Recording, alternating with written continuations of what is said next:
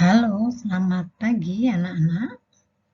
Kita akan belajar hari ini tematik dengan muatan SBDP, tema 2, subtema 1 dengan pokok pembahasan gerak tari dan pola lantai. Kalian siapkan buku tema 2-nya, terdapat di pembelajaran 2, 5, dan 6. Kita akan bahas pertama adalah gerak tari. Gerak tari anak-anak merupakan salah satu unsur pada tari. Sebenarnya ada 3. Apa aja itu? Kita akan lihat ya. Unsur dalam tarian itu ada 3. Nah, yang pertama adalah wiraga ya atau raga, yaitu sebuah tarian harus menampakkan gerakan badan baik dengan posisi duduk maupun berdiri. Jadi harus ada gerakan badan ya, mau kepala, tangan, leher, semuanya ada gerakannya ya. Seperti memutar tangan, menggelengkan kepala. Nah, ini disebut wiraga. Kemudian wirama.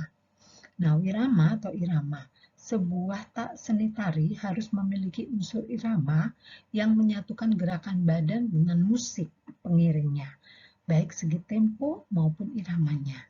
Jadi harus ada iringan musikannya ya, nak. Apapun itu iringannya, itu harus ada. Nah, yang ketiga, unsur yang ketiga adalah wirasa, yaitu bahwa sebuah tarian itu ya harus mampu menyampaikan sebuah perasaan atau pesan melalui gerakan sebuah tarian dan ekspresi penarinya ya. Nah, misalkan tariannya itu sedih. Nah, jadi dia harus memberikan kesan yang sedih sehingga penonton itu tahu bahwa apa yang dirasakan oleh penari itu sedih. Atau kalau tarian itu gembira, maka dia harus menunjukkan ada ekspresi rasa gembira. Nah, itu unsur yang ketiga yaitu wirasa. Nah, anak kita akan lihat macam-macam gerak tari. Gerak tari yang pertama adalah gerak tari klasik, merupakan gerak tari yang menirukan kegiatan manusia dan juga gerakan hewan tertentu. Contohnya gerak tari klasik adalah tari jaipong dan tari bedaya. Masih banyak lainnya ya nak. Kemudian gerak tari kerakyatan, ini lahir dari masyarakat ya, dari rakyat. Nah, bisa aja karena tradisi, karena kebiasaan di masyarakat mungkin kemudian dijadikan sebuah tarian. Nah, gerak tari kerakyatan merupakan gerakan yang meniru kegiatan dan emosi manusia atau perangai hewan. Contohnya adalah tari reok Ponorogo. Nah, ini menirukan perangai singa atau kuda ya. Kemudian tari ketuk tilu. Kita lihat lagi yang kedua, tari kreasi. Yang ketiga ya, tari kreasi baru. Merupakan gerak tari yang dibentuk dari gerak tari yang sudah ada, kemudian dipadukan menjadi rangkaian gerak yang baru ya. Nah, contohnya tari saman. Tari saman ini sudah banyak sekali gerakan-gerakan baru ya anak-anak ya. Nah, sudah ada paduannya itu. Jadi merupakan tari kreasi baru.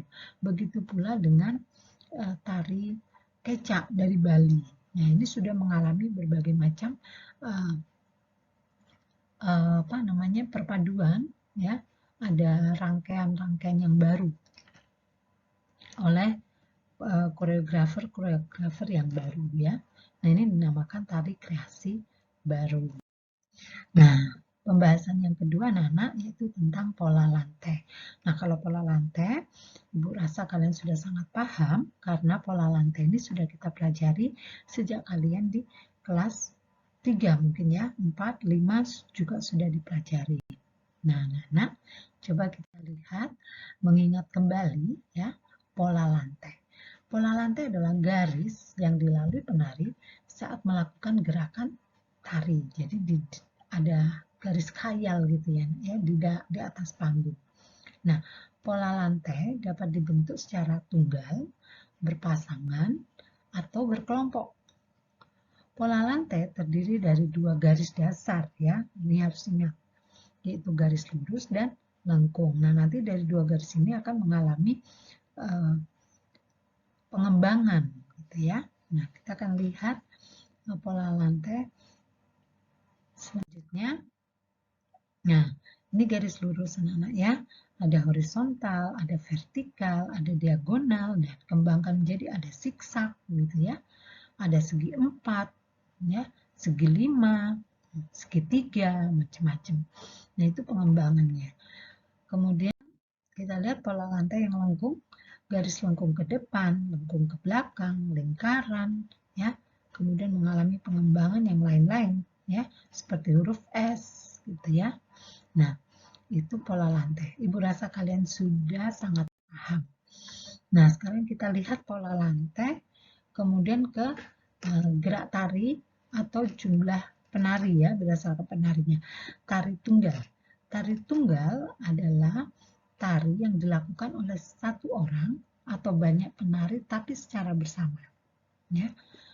Pola lantai yang dipakai pada tari tunggal adalah horizontal, vertikal, atau diagonal. Kita lihat contohnya seperti tari jaipong, tari topeng kelana. Nah, ini adalah contoh tari tunggal. Kemudian pola lantai yang dipakai untuk tari berpasangan adalah tari yang dilakukan oleh 2 orang penari dan dapat dilakukan oleh banyak penari secara berpasangan. Bisa hanya 2 di atas panggung atau bisa beberapa orang tetapi tetap berpasangan. Ya. Pola lantai yang dipakai adalah bisa berbentuk horizontal, vertikal, atau diagonal. Contohnya tari serampang 12, ini hanya 2 ya, berpasangan jadi 1 berpasangan. Kemudian tari payung, kalau tari payung banyak orang tetapi tetap berpasangan. Nah, selanjutnya kita lihat tari pola lantai yang diterapkan pada tari berkelompok. Sebelumnya kita harus tahu tari berkelompok adalah tari yang dilakukan secara berkelompok. Pola lantai yang dipakai itu berbentuk pola melingkar, angka 8, atau melengkung. Ya. Kita lihat contohnya seperti tari piring. Ya. Tari piring ini dari Sumatera Barat ya. Kemudian tari lego-lego. Nah, ini adalah mereka menggunakan tari pola lantai tari berkelompok. Nah, anak-anak itu macam-macam pola lantai dan penerapannya dari dalam beberapa tarian. Terima kasih anak-anak sudah menyimak penjelasan Ibu. Semoga semakin paham dan semoga bermanfaat. Sampai berjumpa pada pembelajaran selanjutnya. Selamat pagi.